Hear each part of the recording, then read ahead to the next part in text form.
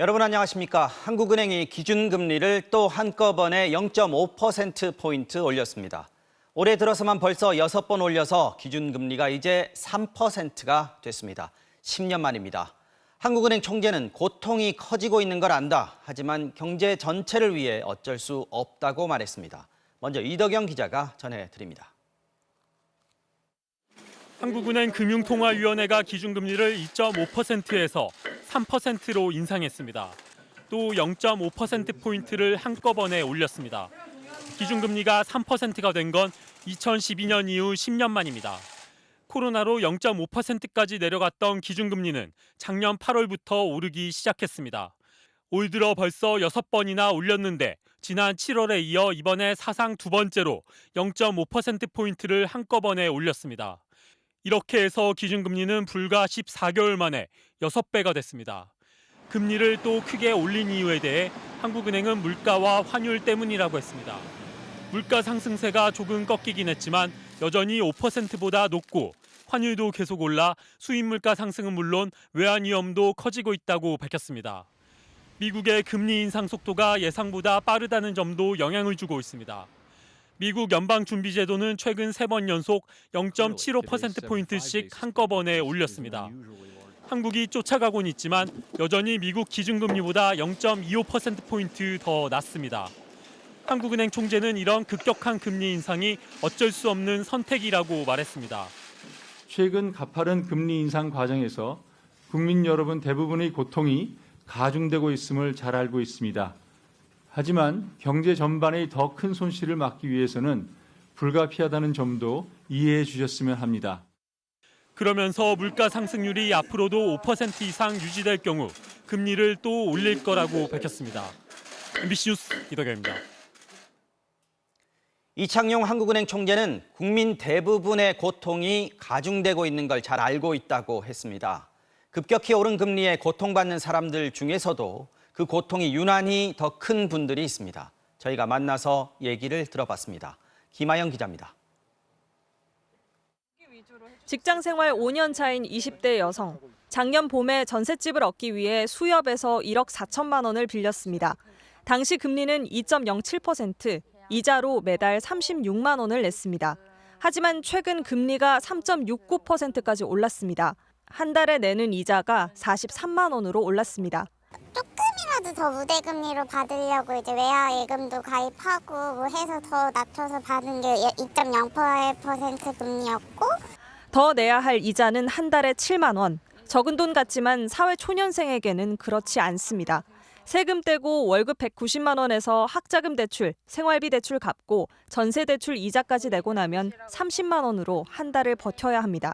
밥 먹는 것도 손이 벌벌벌 떨리고 살아가는 거 하나하나가 좀 돈부터 생각하게 되니까 되게 희망적이지 못하는 삶을 살아가게 되는 것 같아요. 전세 대출의 93%는 변동금리입니다. 기준금리가 오르면 내야 할 이자도 고스란히 따라 오릅니다. 게다가 전세 대출을 받은 사람의 60%는 20대와 30대, 소득이 높지 않은 젊은 층입니다. 기업들도 고통이 커졌습니다. 가계부채가 줄어든 것과 달리 기업들의 대출은 오히려 늘어났습니다. 대기업들은 쌓아놓은 돈이 많지만 작은 기업들은 돈 구할 방법이 대출밖에 없습니다. 원자재 값도 올랐는데 이제 이자까지 급격히 오르고 있습니다. 코로나가 종식되면 어느 정도 사업이 돼서 보상할 수 있을 거라 생각하고 코로나 때 대출을 빌려서 지금 버텼는데 중소기업들은 지금부터 다시 또 빚으로 버티라고 하는 것 자체가 어렵죠, 사실. 금리가 오르면서 창업도 급격히 줄어들고 있습니다. 중고 주방가구 가게에는 찾는 사람이 없습니다. 코로나 때는 그래도 좀 찾는 사람이 좀 있었는데 요즘은 아주 불경기. 음식도 하는 사람들이 많이 오는데 요즘은 별로 찾는 사람이 별로 없어요. 중소기업 중앙회는 0.5%포인트 금리 인상에 심각한 우려를 표한다면서 중소기업이 쓰러지지 않도록 대책을 마련하라고 촉구했습니다. MBC 뉴스 김아영입니다. 네, 취재 기자와 궁금한 점 몇 가지 더 알아보겠습니다. 자, 이덕영 기자. 한국은행의 기준금리 인상 속도가 정말 빠른 것 같습니다. 언제까지, 어디까지 이렇게 올릴까요? 오늘 금리 인상 발표 직후 기자들과 일문일답이 있었는데 네. 최종 금리를 3.5%로 보면 되냐는 질문이 나왔습니다. 한국은행 총재는 이렇게 답했습니다. 네. 다수의 금통위원들이 지금 말씀하신 수준과 크게 다르지 않은 견해를 가지고 있는 것 같습니다.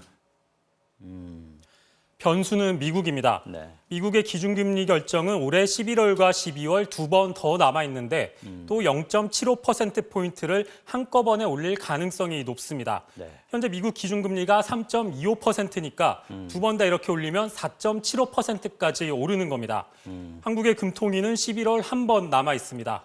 미국과 기준금리 차이가 더 벌어질 수밖에 없어서 네. 이때도 0.5%포인트를 한꺼번에 올릴 가능성이 높아 보입니다. 그래서 최종 금리가 3.5%이 가능성이 좀 높다. 기자들도 그렇게 보고 있는 거네요. 네. 자, 미국도 그렇고 한국도 그렇고 세계 각국이 지금 기준금리를 이렇게 빠른 속도로 올리면서 경기 침체 공포가 더 커지고 있습니다. 이자 부담이 커지니까 소비도 안 하고 투자도 안 하고 돈이 안 돈다 이런 걱정인데 얼마나 심각합니까? 안 그래도 우려가 커지고 있습니다. 국제통화기금 IMF가 어젯밤에 내년도 세계 경제성장률 전망을 발표했는데 네. 2.7%로 내다봤습니다. 석 달 전 발표보다 0.2%포인트 더 낮춘 겁니다. 그렇군요. 그러면서 올해보다 내년이 더 문제라고 했습니다. 직접 들어보시죠. 네. In short, the worst is yet to come, and for many people, 2023 will feel like a recession. IMF는 우리나라 내년 경제 성장률도 석 달 전 2.1%에서 2%로 더 낮췄습니다. 네, 최악의 상황은 아직 오지도 않았다 이렇게 얘기를 하고 있군요. 그런데 이 물가가 올라도 그렇고 금리가 급격하게 올라도 그렇고요. 잘 사는 사람들보다는 저소득층이 훨씬 더 힘들어진다. 이게 더 큰 문제인 것 같습니다. 네, 한국은행도 2주 전에 그런 보고서를 냈습니다. 고소득층은 부동산이나 사업자금 목적에 대출이 많아서 금리가 오르면 빚을 줄입니다. 네. 반면 저소득층은 대부분 생계 목적의 대출이라 금리가 올라도 빚을 줄일 수 없습니다. 대처를 못 한다는 거죠. 그렇습니다. 금리가 오르면 저소득층의 고통이 더 크다는 뜻입니다. 네. 또 똑같이 금리가 올라도 저소득층은 소득에서 빚 갚는 데 쓰는 돈의 비중이 훨씬 높다는 것도 문제입니다. 그래서 우리나라뿐만 아니라 세계적으로도 급격한 금리 인상을 비판하는 목소리가 커지고 있습니다. 네, 이덕영 기자 잘 들었습니다. 자, 최근 미국이 중국에 첨단 반도체 장비를 수출하는 걸 금지하겠다고 발표하면서 중국의 반도체 공장이 있는 한국 기업들도 비상이 걸렸는데요. 미국 정부가 삼성전자와 SK하이닉스에 1년 동안 이 조치를 유예해 준 것으로 확인됐습니다.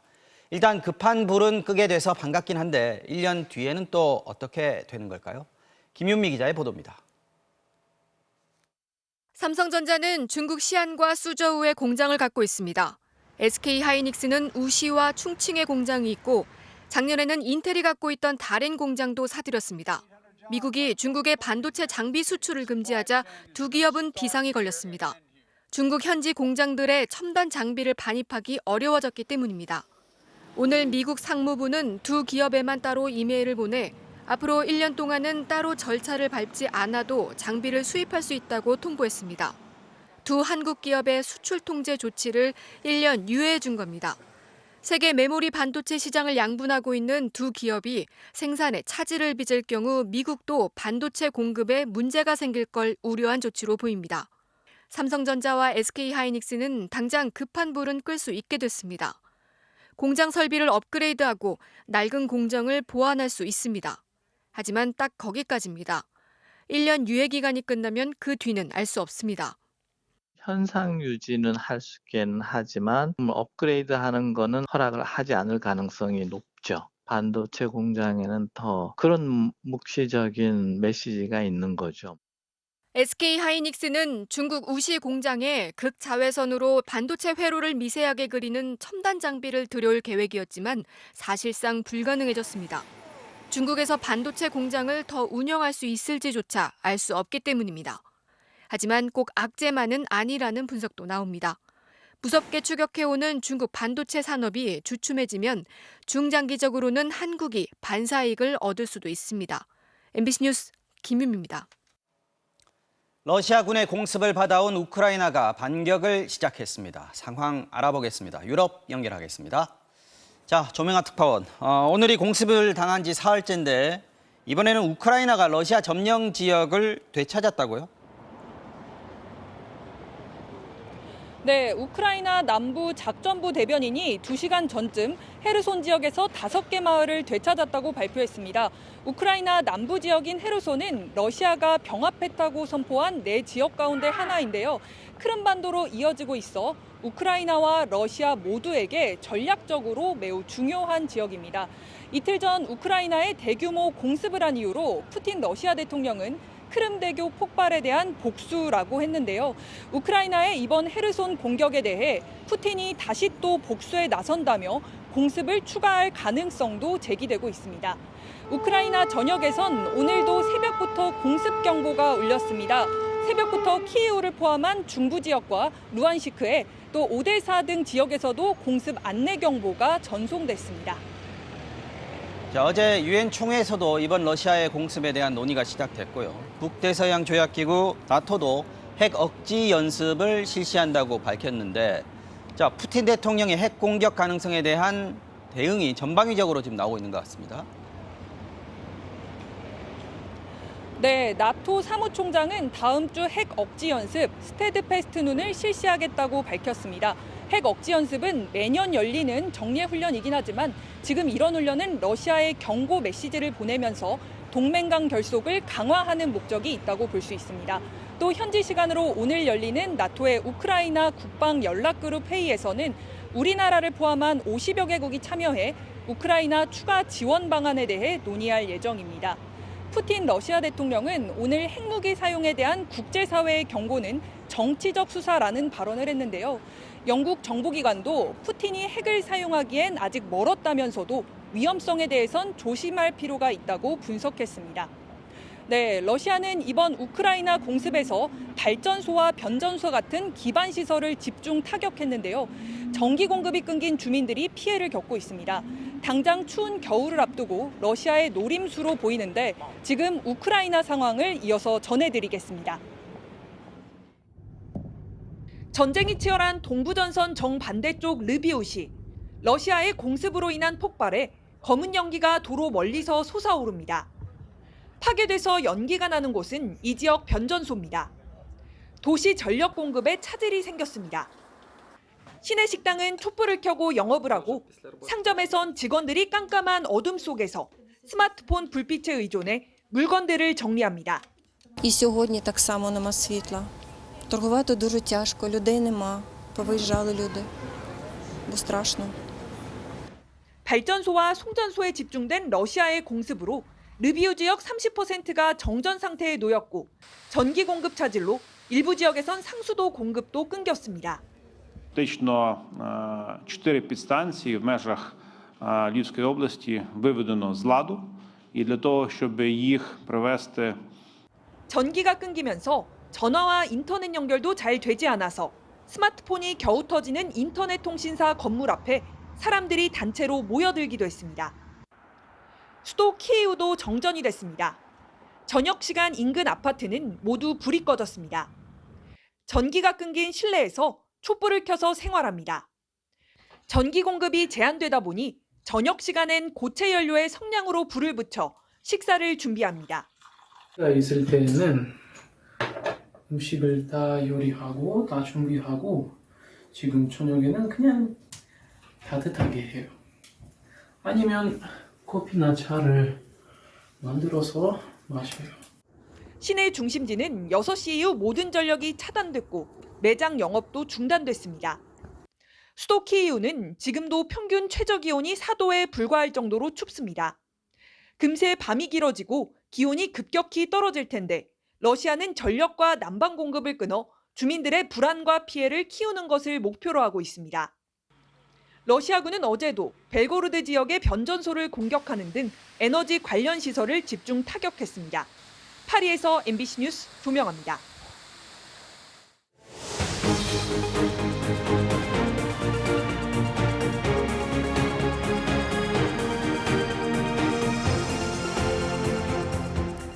다음 소식 전해드리겠습니다. 한국전력의 협력업체 노동자가 휴일날 혼자 작업을 하다가 변압기에서 감전이 돼서 숨진 사실이 드러났습니다. 해당 작업은 안전조차 몰랐던 미승인 무단 작업이었고 이렇다 보니 각종 안전 수칙도 지켜질 수 없었습니다. 먼저 구나연 기자가 단독 취재했습니다. 갈기갈기 찢어진 남색의 절연복. 감전 때문에 옷이 피부에 완전히 흡착돼 구조대가 곳곳을 잘라냈습니다. 검게 그을려 탄 흔적도 뚜렷합니다. 한국전력 협력업체 노동자인 52살 김효용 씨가 지난 8월 6일 작업 당시 입었던 옷입니다. 그날은 토요일 오후였습니다. 경기도 고양시의 고압전선 매설 현장에 출근한 김 씨는 변압기에서 작업을 하다 감전됐습니다. 김 씨는 이 변압기 내부를 살펴보던 중 뒷목과 어깨 등이 감전되는 사고를 당했습니다. 당시 변압기엔 수백 볼트의 전압이 흐르고 있었습니다. 감전되신 분 얘기하신 거죠? 뒷부분이 많이 손상되셨다고. 김 씨는 뒷목과 머리 등에 3도 화상을 입었고 뇌출혈에 뇌부종, 또 근육이 녹아서 없어지는 질환까지 발생했습니다. 뇌출혈 때문에 화상도 치료하기 힘들고 화상 때문에 뇌출혈도 치료하기 힘든 상황이었어요. 한 달 넘게 치료를 받던 김 씨는 지난달 14일 8시간에 걸친 피부 이식 수술을 받았습니다. 공교롭게도 자신의 음력 생일이자 아내의 양력 생일이었습니다. 집에서 케이크 사다가 아빠 수술 끝나면 이거 보여주려고 했는데 너무 아파서 키고 조금 지나서 잠들었어요. 하지만 김 씨는 수술 직후 뇌졸중으로 의식을 잃었고 결국 닷새 뒤 숨졌습니다.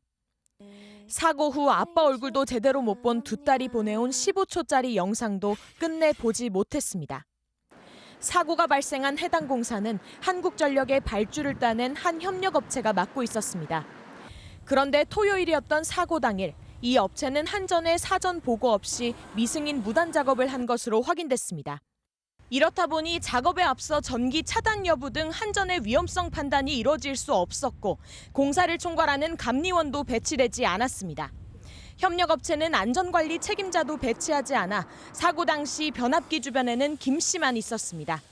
큰 소리가 나고 막 우왕좌왕하는 것 같아가지고 뭔 일인가 하고 올라왔어. 올라와서 딱 보니까 아무도 안 달라붙어 있잖아.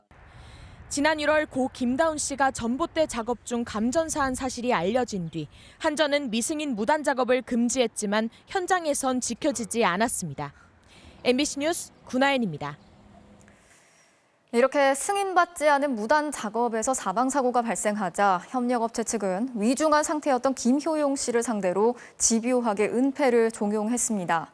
김 씨의 휴대전화 속에는 사고 당시 현장에 문제가 있었다는 김 씨의 진술이 있었고요. 그리고 이 같은 사실을 숨기려는 업체 측이 김 씨에게 거짓말을 지시했던 정황이 남아 있었습니다. 이어서 고재민 기자가 전해드리겠습니다. 숨지기 전 김효용 씨는 사고 당시 안전조치가 제대로 돼 있던 건지 의문을 품고 있었습니다. 난 살아있을 생각은 전혀 못했는데 전기가 들어와 있었다는 게 난 그게 이상해가지고. 전기 공급이 중단되지 않은 상태였고 변압기에 절연 커버가 열려 있었던 것 등이 이상했다는 겁니다.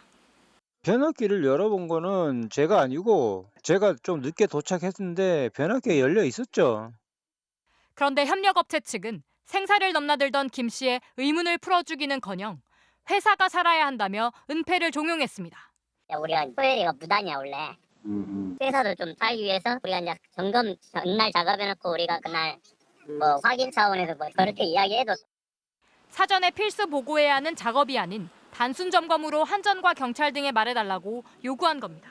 그냥 그날 점검한 거로 해. 미안하다 이런 적이.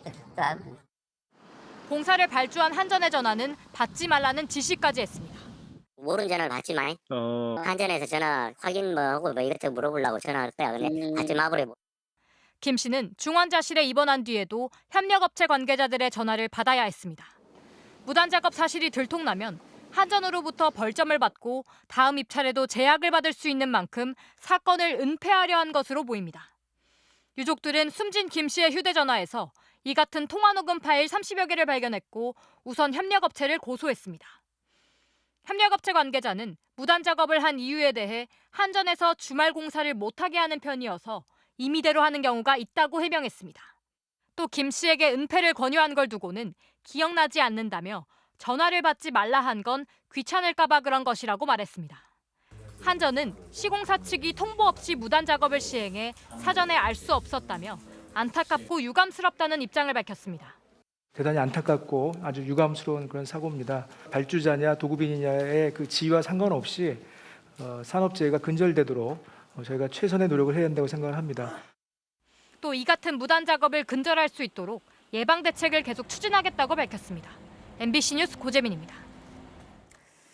정치권에서는 감사원을 둘러싼 여야의 공방이 계속됐습니다. 최재해 원장이 대통령도 감사를 요구할 수 있다라고 말을 해서 독립성 논란에 불을 붙였고요. 민주당은 대통령실 문자 보고의 관계자들을 공수처에 고발했습니다. 국민의힘은 감사원이 정권과 한 몸처럼 움직인 건 지난 정부 때였다면서 문재인 전 대통령부터 고발하라고 맞섰습니다. 박윤수 기자가 취재했습니다. 감사원은 대통령을 지원하는 기관이라고 말했던 최재해 감사원장이 이번엔 대통령도 국민의 한 사람으로서 감사원의 특정 감사를 요구할 수 있다고 말해 또 한 번 논란을 불러일으켰습니다. 대통령은 요구할 수 없습니다. 그러니까 대통령도 국민의 한 사람으로 볼 수도 있는 거고요. 유병호 사무총장이 국정기획수석에게 문자를 보낸 사실이 알려지면서 감사원이 대통령실 하명을 받아 감사에 나선다는 의혹이 제기된 상황에서 현직 감사원장이 법률이 정한 감사원의 독립성, 중립성에 반하는 듯한 발언을 한 겁니다. 여기에 새벽 4시에 해경의 발표가 나오는 뉴스를 보고 서해 공무원 피격 사건 감사에 착수했다는 유병호 사무총장의 발언도 논란이 됐습니다. 의원님 그때 한번 내용 보시면요. 이제 보니 월북이 아닌갑다 이런 황당한 브리핑을 합니다. 민주당은 감사원과 대통령실이 주파수를 맞춰 감사에 착수한 게 아니냐며 의혹을 거듭 제기했습니다. 특히 공직자 7천여 명의 열차 이용 내역까지 요구하며 표적 감사를 벌이는 건 직권남용이고 개인정보보호법 위반이라며 유병호 총장과 이관석 국정기획수석 등 5명을 공수처에 고발했습니다. 행정 권력을 흥신소처럼 남용하는 감사원의 행태에 기가 찹니다. 감사원법 위반, 민간인 사찰 의혹, 정치 탄압에 혈안이 된 감사원을 법의 심판대에 세우겠습니다.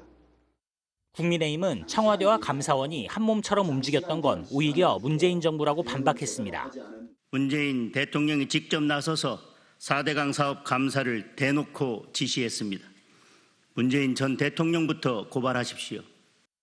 또 유병호 총장이 이관섭 수석에게 보낸 문자를 놓고 대단히 심각한 문제라고 언급한 문 전 대통령이 사실상 민주당에 고발을 지시한 것 아니냐고 비판하며 문 전 대통령도 감사에 응하라고 받아쳤습니다. MBC 뉴스 박윤수입니다. 지난 4일 밤이었죠. 미사일 추락 사고가 발생했던 강릉 공군부대 내부 현장이 공개가 됐습니다. 미사일에서 분리된 탄두가 군 부대 골프장에 먼저 떨어졌고 이어서 추진체가 400m 떨어진 유류 저장고에 추락한 걸로 확인이 됐습니다.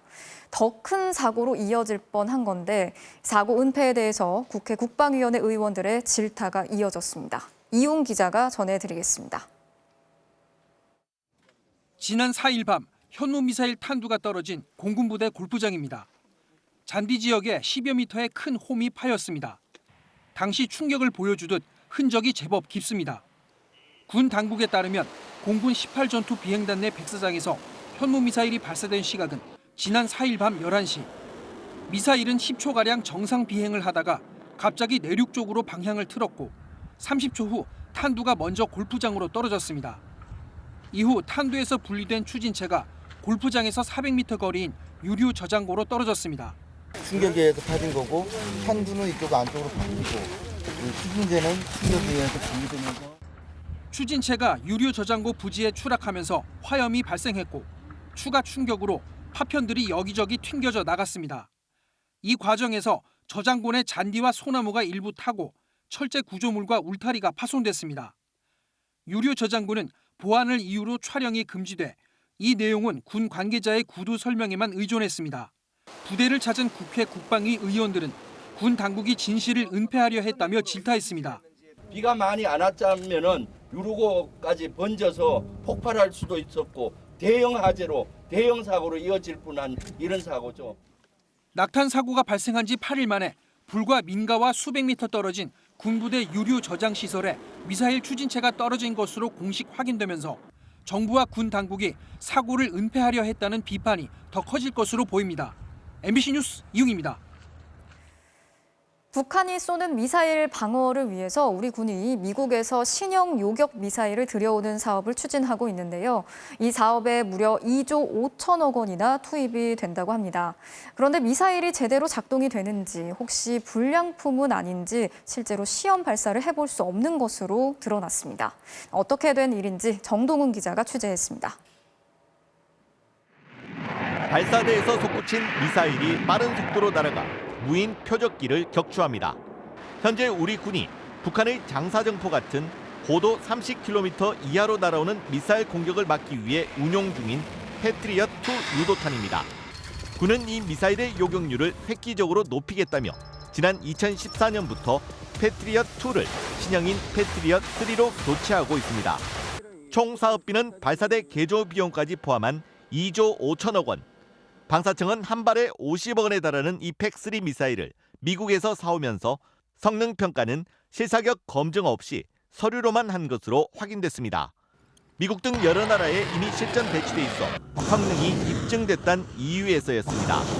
그런데 팩3는 다른 미사일들과 달리 국내에 배치된 이후에도 8년 동안 실사격을 단 한 번도 하지 않은 것으로 드러났습니다.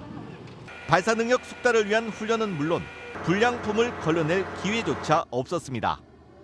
시험 개발 단계에서는 문제가 없더라도 양산 단계에서는 분명히 문제가 생길 수가 있습니다. 검증을 하기 위해서는 반드시 실사격 활동이 필요하고, 지난 2014년 구매 당시 우리 국방부가 미국 국방부와 체결한 기술 약정을 보면 한국 국방부가 보유한 팩3는 한국 내에서 시험을 하거나 훈련을 위한 발사를 허가하지 않는다고 돼 있습니다.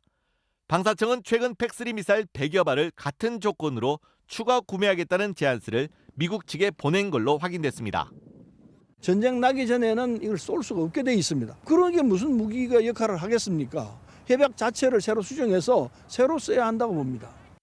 이런 지적에 대해 방사청은 미국이 기술 보안 등을 이유로 기술 약정을 다른 나라에도 동일하게 적용하고 있는데 북핵 등 안보 위협에 대응해 국내 실사격이 가능한 방안을 미측과 협의 중이며 약정 개정도 협의해 나가겠다고 MBC에 밝혔습니다.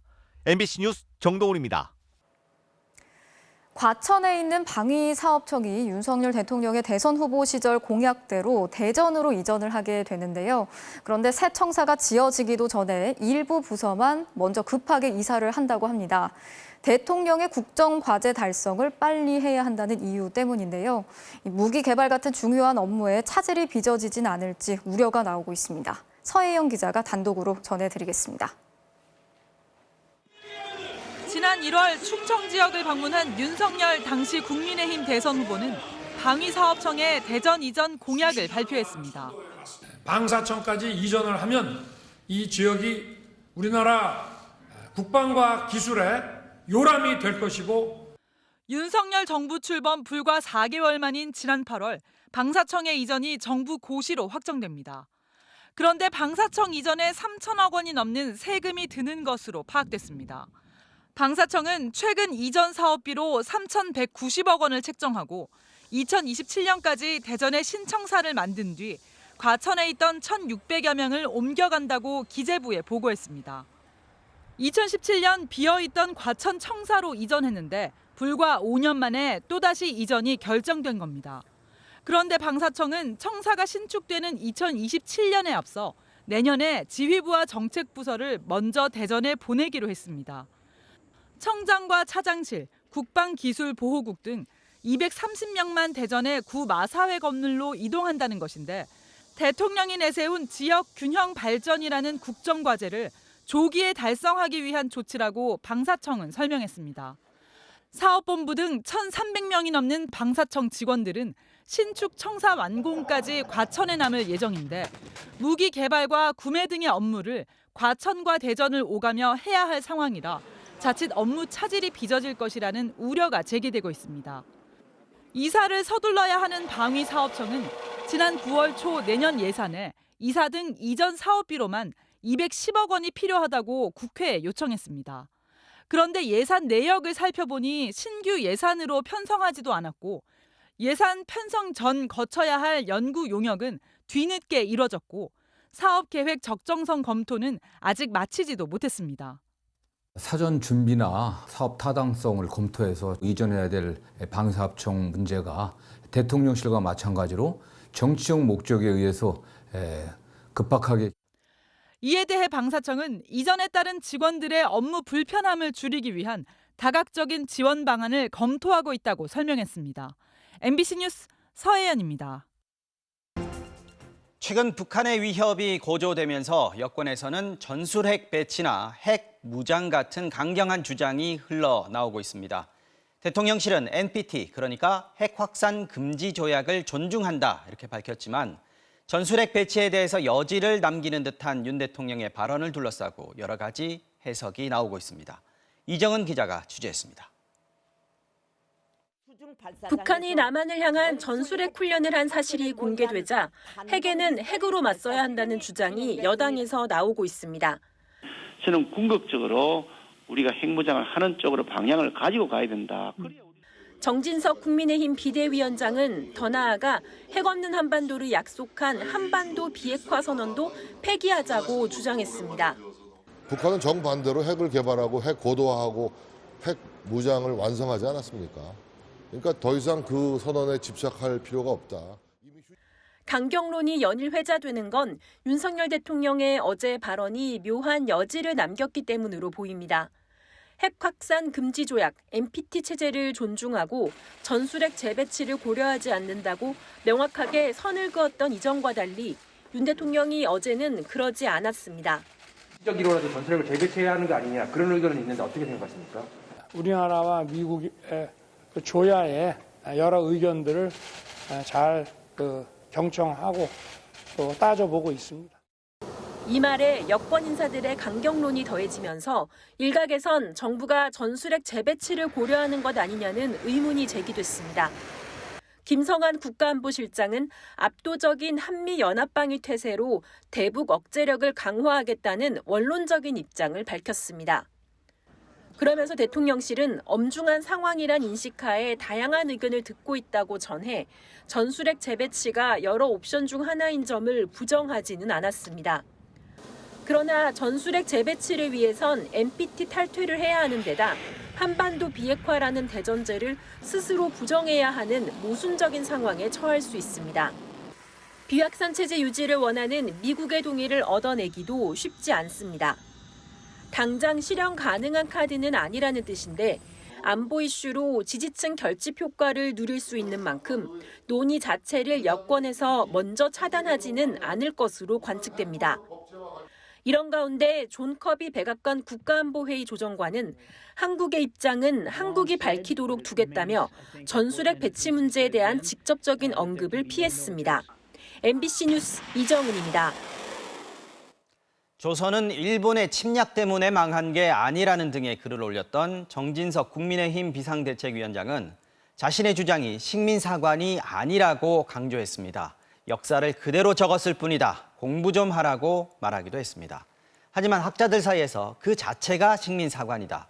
매국노 이완용도 비슷한 논리를 폈다는 비판이 나오기도 했고요. 야당도 강한 비판을 이어갔습니다. 구민지 기자입니다.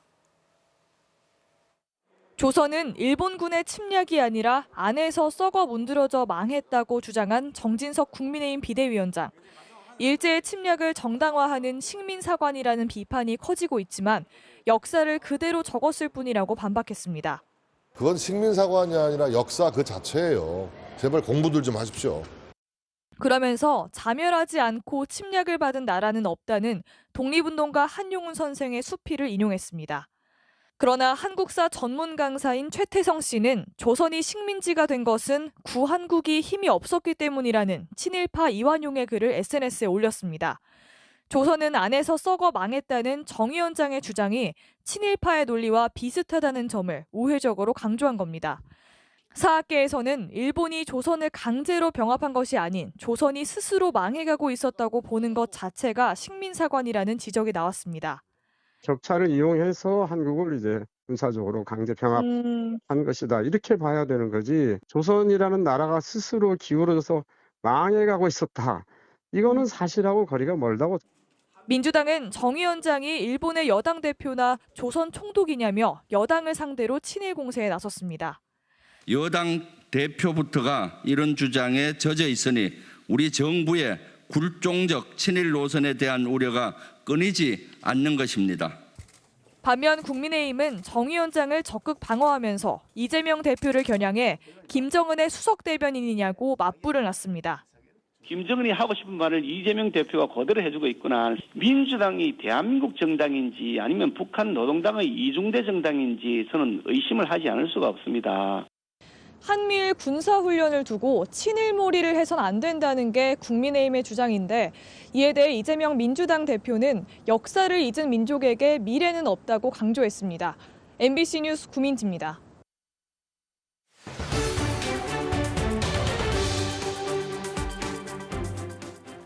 일제강제동원 피해 배상을 위해 일본 전범 기업의 한국 내 자산을 강제 매각할 것인가? 대법원에 이 결정이 맡겨져 있습니다만 담당 대법관은 결론을 내리지 않은 채 퇴임해버렸습니다.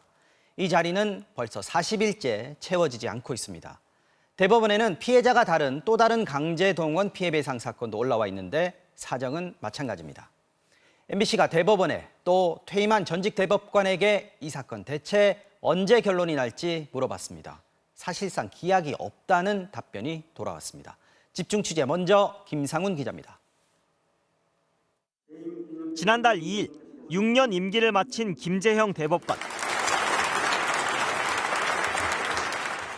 미쓰비시 사건을 마무리하지 않은 이유를 물었지만 아무 답이 없었습니다. 미쓰비시 결정 못하고 떠나시게 됐는데 이유가 좀 어떻게 되시는지요?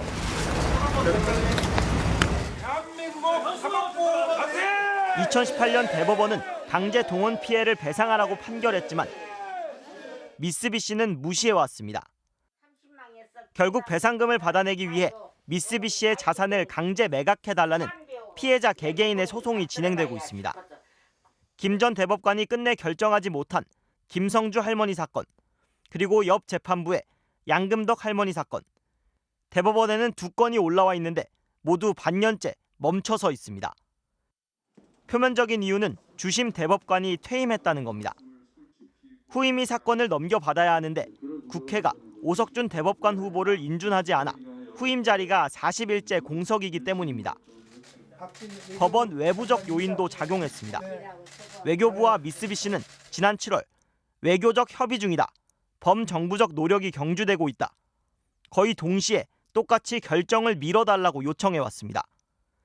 김재형 전 대법관 역시 MBC와의 통화에서 다른 재판부의 사건까지 고려해 대법관들이 함께 논의해 결정을 미뤘다고 밝혔습니다. 대법원은 일본 기업들이 배상 판결을 따라야 한다고 공개적으로 밝힌 바 있습니다. 대법원이 내린 확정 판결의 의미가 어떤 경우에든 실현돼야 된다는 적 동의하고 있습니다. 이 사건처럼 강제 매각 등 민사 결정에 불복해 재항고한 사건은 99.1%가 기각 또는 각하됐습니다. 대법원은 미쓰비시 사건에 대해서는 새 대법관이 오면 대법관들이 논의할 거라고만 밝히고 있습니다. MBC 뉴스 김상훈입니다. 대법관 한 자리가 비어있는 건 40일이지만 강제동원 피해자들이 기다려온 시간은 훨씬 깁니다. 대법원의 배상 판결을 받아내는 데만 19년이 걸렸고 이제 이달 말이면 그 판결이 나온 지도 4년을 채웁니다. 그 4년 동안 일본 기업들은 철저히 무대응으로 일관했고 우리 법원조차 그 결정을 미루고 있는 겁니다. 어느덧 90살을 넘긴 피해자들은 사과도 배상도 못 받고 하나둘 눈을 감고 있습니다. 이어서 정상빈 기자입니다. 내 정신을 돌려놓으라 이놈들아. 13살 고사리 손으로 비행기를 닦던 소녀는 이제 94살 할머니가 됐습니다. 지금도 이 어른 어깨를 잘 못 써요. 얼마나 그놈을 닦아대고 그랬던지. 2018년 우리 대법원은 미쓰비시가 강제 동원 피해를 배상하라고 확정 판결했습니다. 여기까지만 19년이 걸렸습니다. 그런데 끝이 아니었습니다. 판결을 무시하는 미쓰비시가 국내에 가진 상표권을 압류하는 소송에 3년. 이걸 강제 매각해 배상금을 달라는 소송이 진행 중인데 마지막 남은 대법원은 답이 없습니다. 20년 넘게 일본을 오가며 목청을 높였지만 작년부터 부쩍 건강이 안 좋아졌습니다. 내가 죽어보면 야 뭐 자식을 죽었어. 누구를 죽었어. 나 죽기만 바랜갑다 싶은 게 참 서운하고. 피해자가 숨지면 가족이 재판을 넘겨봤는데 일본 기업들이 절차 하나하나 시간을 끌면 소송은 계속 헛돌게 됩니다. 돌아가신 분들의 강제 집행은 현재 멈춰 있습니다. 시간은 완전히 일본의 편이 되겠구나. 미쓰비시와 신일본제철, 후지코시 등 전범기업 3곳을 상대로 배상금을 받아내려는 소송이 진행되고 있습니다. 처음엔 수십 명이 함께 법정에 섰지만 지난달 2명이 눈을 감았고 이제 14명 남았습니다. 사죄 한마디 받으려고 이렇게 멍구리고 있었는데 그 사죄 한마디 못 받고 내가 죽은다고 뭐 얼마나 온통 없고 내가. MBC 뉴스 정상빈입니다. 우회전할 때 횡단보도에 사람이 보이면 일단 멈춰야 하는 거 이제 다들 아시죠? 도로교통법 개정안 3개월의 계도 기간이 끝났습니다. 오늘부터는 안 멈추고 그냥 지나가다가 적발되면 범칙금 6만 원을 내야 합니다. 벌점도 받습니다. 무엇보다 안전을 위해서 일단 멈춤해야겠습니다. 경찰 단속 첫날 모습 김정우 기자가 동행 취재했습니다. 오늘 낮 서울 종로구 이화사거리. 우회전 방향 지시 등을 깜빡이던 차량들이 멈춰섰다 출발하기를 반복합니다. 네, 오늘부터 우회전 차량들은 사람들이 횡단보도를 건너거나 건너려고 할 때 잠시 멈추지 않으면 벌점과 범칙금 부과 대상이 됩니다. 3개월의 홍보 기간이 끝나고 본격적인 단속이 시작된 첫날. 보행자가 횡단보도를 다 건너지도 않았는데 우회전하던 운전자가 경찰에 적발됐습니다. 오늘부터 우회전 일시정지 안 하면 벌금 범칙금 내야 되는 거 알고 계셨어요? 까먹고 있었죠. 적발된 운전자에겐 범칙금 6만 원, 벌점 10점이 부과됐습니다. 그나마 1시간 동안 단속된 차량은 한 대뿐. 같은 장소에서 위반 차량만 10대가 넘었던 3개월 전과는 달라진 모습입니다. 구체적으로 사고 위험이 있다든가 그런 상황이 발생했을 때 정지하지 않고 진행하는 차, 명백한 차에서 단속하고 있습니다. 하지만 단속이 끝난 뒤 같은 장소에선 보행자들이 횡단보도를 다 건너지 않았는데도 우회전하는 차량을 다시 발견할 수 있었습니다. 서울 마포구의 또 다른 사거리. 역시 보행자가 건너고 있는데도 우회전하는 승용차를 적지 않게 찾아볼 수 있습니다. 지난 7월 개정된 도로교통법에 따라 우회전하려는 운전자들은 길을 건너는 사람뿐 아니라 건너려는 사람이 보여도 일단 멈춰야 합니다. 특히 어린이 보호구역 횡단보도에서는 보행자가 있든 없든 무조건 정지해야 합니다. 이 같은 도로교통법 개정 이후 석 달 동안 우회전 교통사고는 전년 대비 약 24% 줄었고 사망자는 45% 감소했습니다. MBC 뉴스 김정우입니다. 작년 대학 입시 당시에 연세대 피아노학과의 실기곡이 사전에 유출됐다는 의혹이 있었습니다. 어떤 곡이 나올지 미리 알면 그만큼 남들보다 연습을 더 할 수 있기 때문에 입시에 당연히 유리하겠죠. 수사를 이어온 경찰이 최근 연세대 음악대학 사무실을 압수수색한 것으로 확인됐습니다. 최초 유출자를 특정한 걸로 보이는데 경찰은 한 입시학원이 연루된 정황도 확보한 걸로 전해졌습니다. 차현진 기자의 보도입니다.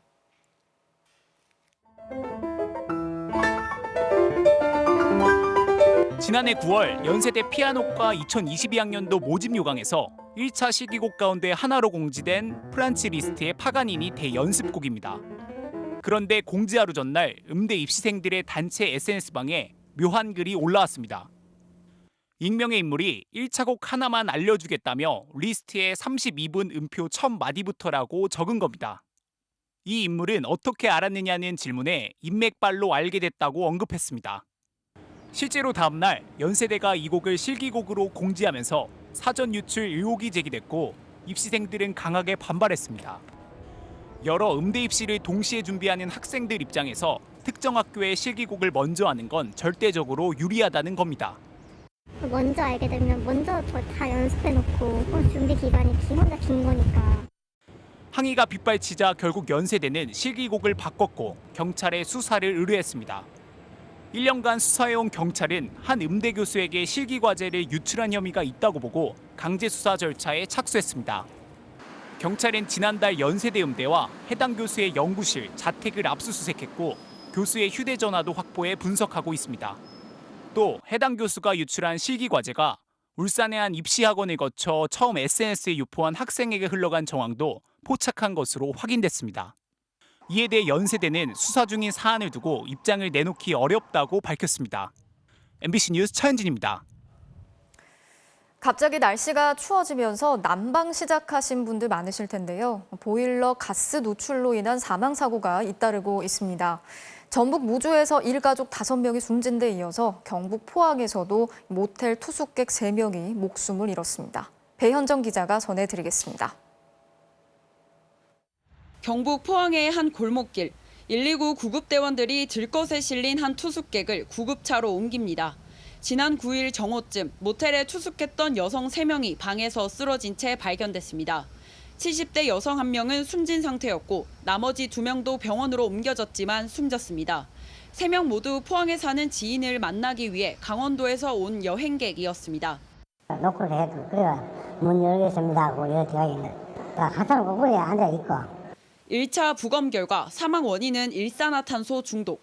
사고 직후 객실 안의 일산화탄소 농도는 800에서 1000ppm으로 측정됐는데 방 안에 있는 사람이 2시간 안에 실신할 수 있는 농도입니다. 맹독성 기체이고요. 혈중 일산화탄소 농도가 50ppm을 넘어서면은 사망에 이르게 됩니다. 모텔 측은 날씨가 추워지자 사망자들이 투숙하기 하루 전부터 보일러 가동을 시작한 것으로 확인됐습니다. 경찰 조사 결과 외벽을 따라 설치된 배관에서 일산화탄소가 누출됐고 방천장 구멍을 통해 실내로 유입된 것으로 추정됩니다. 누수를 고치려고 아마 천장에 구멍을 뚫었는데 그쪽으로 아마 가스가 유입된 거로 제가 추측이 됩니다. 경찰은 국가수 합동 감식을 통해 보일러에서 가스가 누출된 경로와 불완전 연소가 발생한 이유에 대해 조사할 계획입니다. MBC 뉴스 배현정입니다. 요즘은 온라인으로 물건을 주문해서 택배로 받으시는 분들 많으시죠? 단독주택이나 다세대 주택 같은 경우에는 택배 물건을 이렇게 대문 주변에 놓고 가는 경우가 많은데요. 배송 차량을 쫓아다니면서 배달된 물건들을 훔쳐온 남성이 경찰에 붙잡혔습니다. 장슬기 기자가 취재했습니다. 지난달 말 서울 강북구의 한 주택가. 새벽 시간에 택배 기사가 배송을 마치자 모자를 쓴 남성이 자전거를 끌고 나타나 두리번거리는 모습이 보입니다. 근처에 또 다른 주택가. 배송이 한창인 택배 차량 옆으로 같은 남성이 자전거를 타고 오더니 골목에 숨어 차량을 지켜봅니다. 차량이 떠나자 쏜살같이 택배가 배송된 문 앞으로 달려갑니다. 골목 구석구석 뒤지는 남성이 찾고 있는 건 방금 배송된 택배.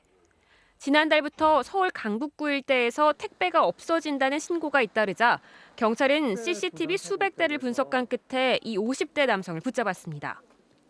이 남성은 주로 이렇게 새벽 시간대 택배 차량을 따라다니다가 배송일 방금 마친 택배 상자를 상자채 가져가는 범행을 이어갔습니다. 다세대 주택이 밀집된 지역 특성상 대문 앞까지만 배달된 택배를 노린 겁니다.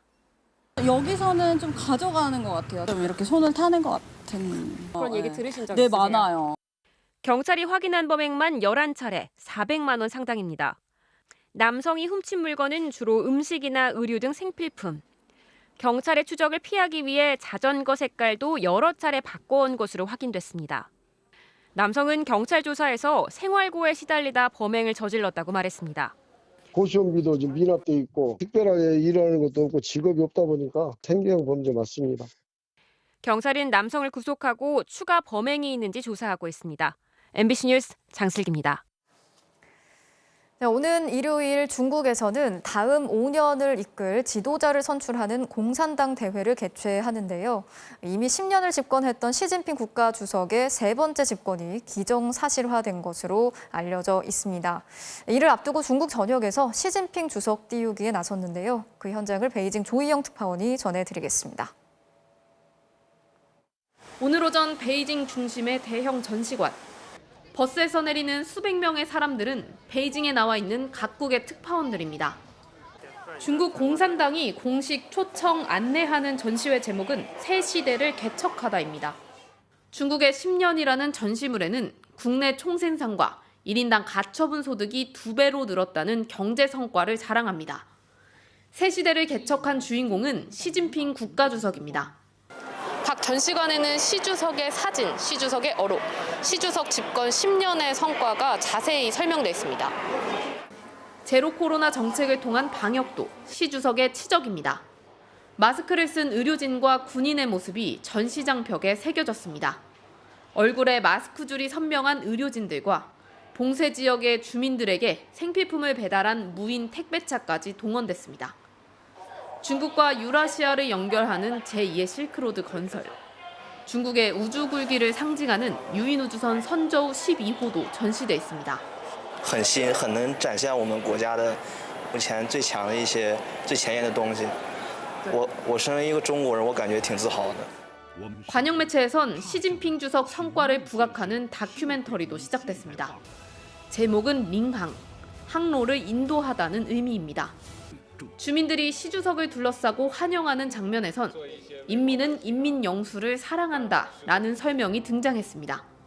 인민영수는 이전에는 마오쩌둥에게만 사용했던 호칭입니다. 人民领袖,人民爱.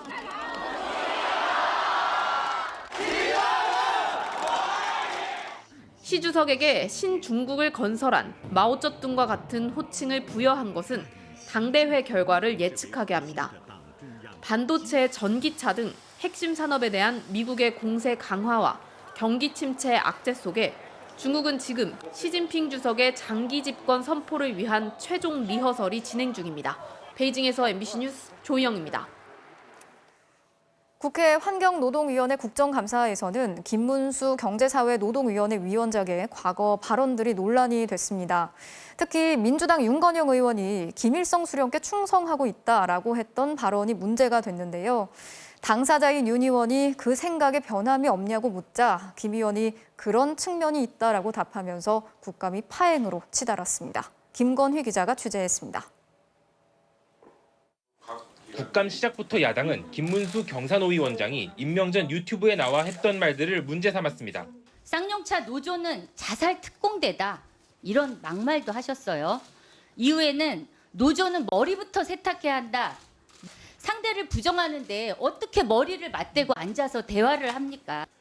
저 발언은 너무 거두절미해서 자극적인 것만 잘라서 그렇지 꼭 저렇게 모아놓으면 아니요. 아마. 특히 민주당 윤건영 의원에 대해 종북 본성을 드러내고 있다. 수령님께 충성하고 있다고 쓴 데 대해선 당사자인 윤 의원이 직접 해명을 요구하고 나섰습니다. 그런데 김 위원장은 그런 측면도 있다고 생각한다고 답했고 고성이 오갔습니다. 윤건영이 종북 본성을 드러내고 있다. 생각과 말과 행동으로 수령님께 충성하고 있다. 이 생각에 변함이 없습니까? 저런 점도 있는 측면이 있다고 저는 생각합니다. 잠깐만요. 시간 그러면 결국 한 차례 정회 끝에 사과는 했지만 윤건영 의원님께서 느끼셨을 여러 가지 모욕감과 여러 복잡한 감정에 대해서 제가 다시 한번 정중하게 사과를 드립니다. 정작 윤 의원이 수령님께 충성하는 측면이 있다던 발언은 구체적으로 사과하지 않았다는 야당 반발이 계속되면서 파행이 거듭됐습니다. 의사진행 발언입니다. 위원장은 한마디로 맛이 갔던지 제정신이 아니에요. 사과할 거면 확실히 하고 그리고 구체적으로 하셔야죠. 뭘 더 이상 사과란 말입니까? 네? 아예 여기에 대해서 작정을 하시고 이렇게 해서 국감 하시려고 할 것 같으면 차라리 파행을 하세요. 결국 김 위원장이 다시 사과하면서 오후 늦게 감사가 재개됐습니다. 김 위원장은 또 경사노위에 불참하고 있는 민주노총을 설득할 방안이 있냐는 질문에 민주노총 산별위원장과 어제 저녁 식사를 함께 했다며 자신감을 보였는데 민주노총은 공적, 사적으로 김 위원장을 만난 사람이 없다. 위증이라고 반박하면서 진실 공방이 벌어지기도 했습니다. MBC 뉴스 김건희입니다. 전남 무안경찰서에서 당직 경찰관들이 근무 시간에 잠을 자는가 하면 경찰서 전화도 불통이었고 보안 상황마저 엉망이었다는 소식을 어제 전해드렸죠. 오늘 다시 확인을 해봤더니 경찰서 전화가 여전히 엉뚱한 곳으로 연결이 되고 있었습니다. 전남경찰청이 경찰서들의 근무 실태 전수조사에 나섰습니다. 양정은 기자가 취재했습니다. 어제 새벽 5시 반 전남 무안경찰서. 정문 초소는 텅 비어있고 형사팀은 물론 경찰서 안에 경찰이 한 사람도 보이지 않습니다. 아무도 안 계세요? 계세요? 경찰서 정문에 안내되어 있는 대로 경찰서 보안을 맡고 있는 경무과로 전화를 걸어봤습니다. 은총이 가득하신 마리아님께서 기뻐하시는 성당입니다. 인근 성당으로 연결된 건데 경찰은 곧바로 시정하겠다고 밝혔습니다. 하루가 지난 오늘 오전 11시 다시 경무과로 전화를 해봤습니다. 은총이 가득하신 마리아님께서 기뻐하시는 성당입니다. 시정은 되지 않은 채 그대로였습니다. 성당이 지금 연결되면 안 되지 않습니까? 상위 기관인 전남경찰청에 물었습니다. 그걸 방치해버린 거죠. 전화번호 그거 안 쓰는데 그걸 놔둬버린 거죠. 하지만 언제부터 잘못된 번호를 써왔는지 파악조차 못했습니다.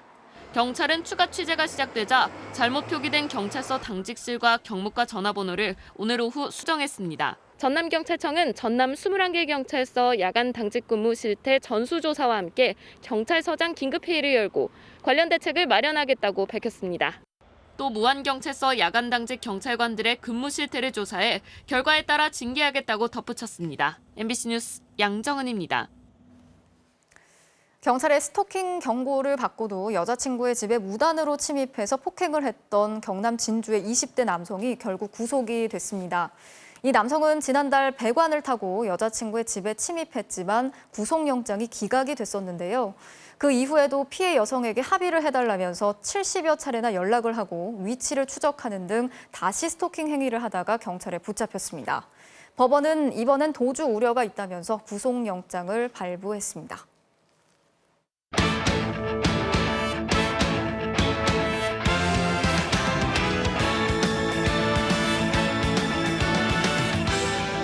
수요일 밤 스포츠 뉴스입니다. 프로야구 포스트 시즌이 내일 KT와 기아의 와일드카드 결정전으로 시작됩니다. 눈앞에서 3위를 놓친 KT는 분위기 반전을, 지면 탈락하는 기아는 모든 걸 쏟아붓겠다는 각오입니다. 김수근 기자입니다. 이미 2위가 확정됐던 LG 오지환의 끝내기 안타. KT 윈스 4위로 와일드카드 결정전을 치르겠습니다. 준 플레이오프 직행을 위해 시즌 막바지에 모든 걸 쏟아부었던 KT에겐 그야말로 충격적인 패배였습니다. 4위로 밀려난 KT는 분위기 수습을 위해 오늘 훈련 대신 휴식을 부여했습니다. 하지만 내일 선발로 낙점된 소형준을 비롯해 훈련을 자청한 일부 선수들이 수원구장에 나와 다시 각오를 다지는 모습이었습니다. 이번에 조금 밑에서 시작을 하지만 조금 더 길게 팬들과 좋은 기억으로 마무리하겠습니다. 반면 지난 8일 경기를 끝으로 충분한 휴식을 취하며 오히려 체력적인 면에서 유리해진 기아는 대학교 운동장에서 마지막 결전 준비에 나섰습니다. 무조건 이겨야 하는 부담은 있지만 4년 만에 가을 야구를 앞두고 표정은 밝았습니다. 한 번도 없던 5위가 이기는 약간 한번 그런 경우가 나올 수 있도록 한번 해보도록 하겠습니다. 광주에서 꼭 팬분들께 가을 야구 보여줄 수 있도록 열심히 준비하겠습니다. KT 소형준과 기아 놀린 양팀 선발 투수도 엿새 만에 다시 맞대결을 펼칩니다. 맞대결 전적에선 놀린이 다소 앞서고 있지만 소형준은 포스트 시즌 통산 평균 자책점 0.60으로 큰 경기에 강한 면모를 과시하고 있습니다. 더 높게 올라가서 여러분들께 꼭 여기서 여러분 함성을 같이 들을 수 있도록 준비해서 잘하겠습니다. 양현종 선수 빼고 전부 투입할 생각입니다. 저희는 일단은 내일이 없다는 생각으로 1차전에 올인할 생각입니다. 포스트 시즌에선 양팀이 처음으로 맞붙게 된 가운데 지금까지 7차례 와일드카드 결정전에선 모두 4위 팀이 준플레이오프에 진출했습니다. MBC 뉴스 김수근입니다. 높이뛰기 우상혁 선수가 전국체전에서 우승하면서 올 시즌을 화려하게 마무리했습니다. 스스로 100점 이상을 주고 싶다는군요. 박재웅 기자입니다. 넉 달 만에 국내 대회에 출전한 우상혁을 보기 위해 이례적으로 육상 경기장 측면에 많은 관중이 몰렸습니다. 우상혁은 특유의 우렁찬 기압과 함께 2m 15를 깔끔하게 넘은 뒤 연신 주먹을 불끈지며 기뻐했습니다. 하지만 2m 20을 1차 시기에 실패한 뒤 우상혁은 손으로 X자를 그리며 경기를 포기했습니다. 전국체전 7번째 금메달은 문제가 없었지만 발목 부상 악화를 우려해 단 2번의 점프로 시즌을 마무리한 게 못내 아쉬웠습니다. 마지막 경기여가지고 조금 좋은 모습 보여드리려 했는데 발목이 조금 안 좋아가지고 한 번 더 와주시면 진짜 최상의 컨디션을 준비해서 새처럼 나는 모습 보여드리도록 노력하겠습니다. 우상혁의 올 시즌은 화려했습니다. 3월 실내 세계선수권 우승과 사상 첫 세계선수권 은메달을 따는 등 세계 최정상급 선수로 도약했고 세계 랭킹도 1위로 마치면서 스스로에게도 높은 점수를 줬습니다. 올해도 100점 이상이라고 생각합니다. 준비를 철저히 잘해서 올림픽에는 200점을 만들 수 있지 않을까. 전국체전 우승을 마지막으로 올 시즌을 모두 마친 우상혁은 다음 주 용인시청 입단식을 통해 새로운 시작을 알립니다. MBC 뉴스 박재웅입니다. 황선우 선수가 전국체전 자유형 100m에서 대회 신기록으로 4번째 금메달을 따내며 2년 연속 5관왕 도전에 한 걸음 더 다가섰습니다. 수요일 밤 스포츠 뉴스였습니다.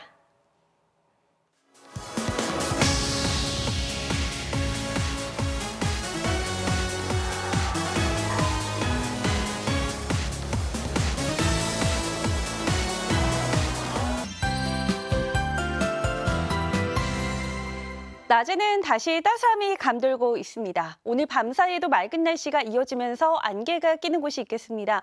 오늘 아침보다는 안개 지역이 줄어들어서 내일은 주로 경기 남동부와 강원 영서남부 그리고 충청도를 중심으로 끼겠고요. 이들 지역은 가시거리가 최소 50m까지 짧아질 수 있겠습니다. 그래도 낮에는 금세 맑아지겠습니다.